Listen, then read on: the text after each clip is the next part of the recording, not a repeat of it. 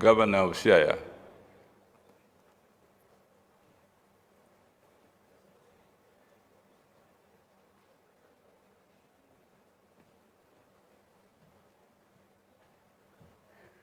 Your Excellency, the Deputy President of the Republic of Kenya, Professor Kindiki, all protocols observed.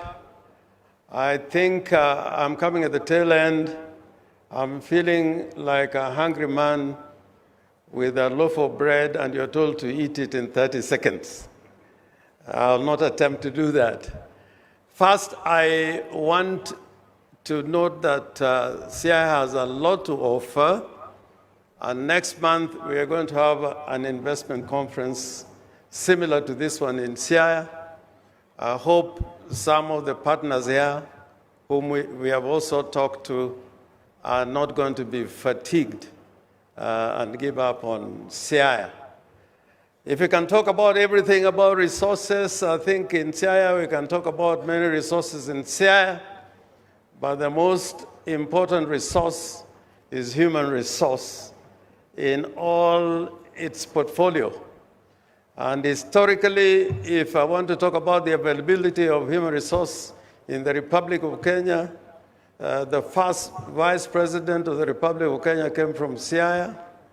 The first barrister came from Siaya, trained in the Inns of Court in England. The first group of professors in the country who are lecturing in Makerere and abroad came from Siaya, and recently we lost Professor Bethel Ogot, and I hope I'll carry your condolences and sympathies to the family of Professor Ogot. Now, I just want to note that I'm very happy about some intervention the national government has undertaken together with the county, and I like the integrated approach. Like recently, we had a multi-ministerial delegation from Interior, from MITI, that's the investment ministry, from roads and communications. We had people from Kenya Shipyard talking about investing in the same place so that it is done in a planned manner. And that is about the port of, we are trying to build in Usenge.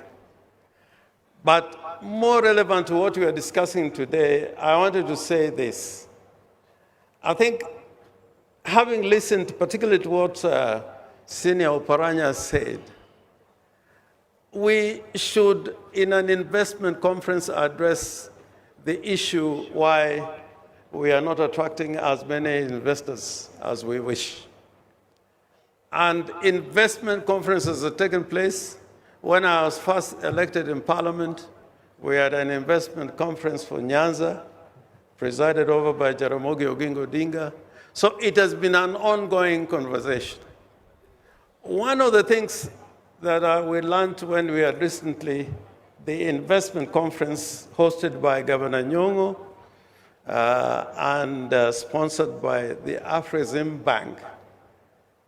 And we were talking about how investors can come directly to counties. And we found out there were so many roadblocks to an investor who wants, let's say, come to Siaya. We need to look at the legal framework to make sure that an investor who wants to invest in a county like Siaya can come there directly without legal hurdles. And I want to give a practical example of this. I was in a conference in Cairo where we were talking about urban and municipal development.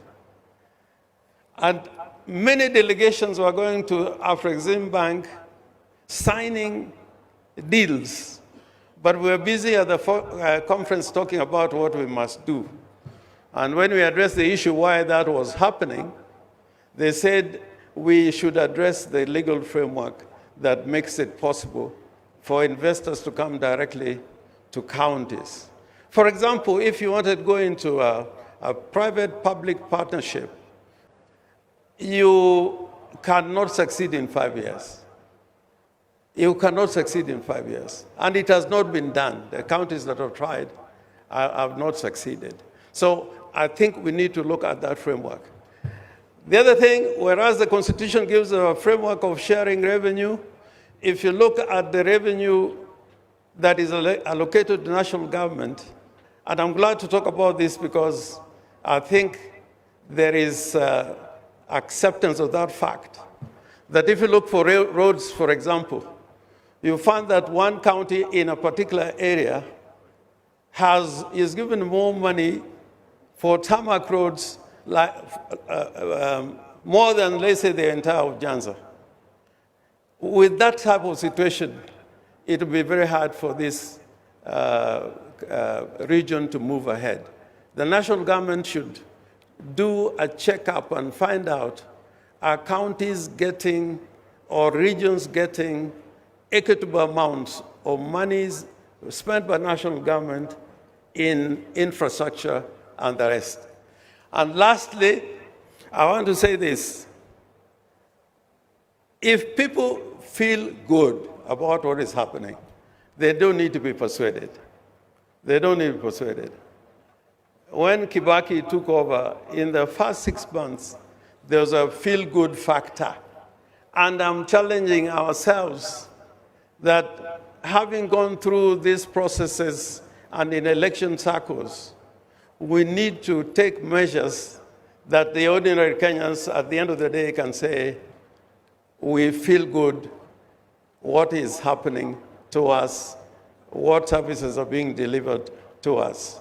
And this investment conference will deal with this issue if we can open up the counties and the regions. I don't want to go beyond that. I thank you, and thank you very much, the organizers.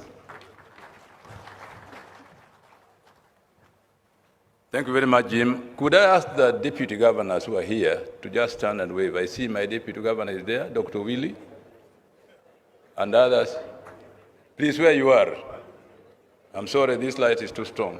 But anyway, thank you so much. Mr. Deputy President, thank you very much for letting us share your time.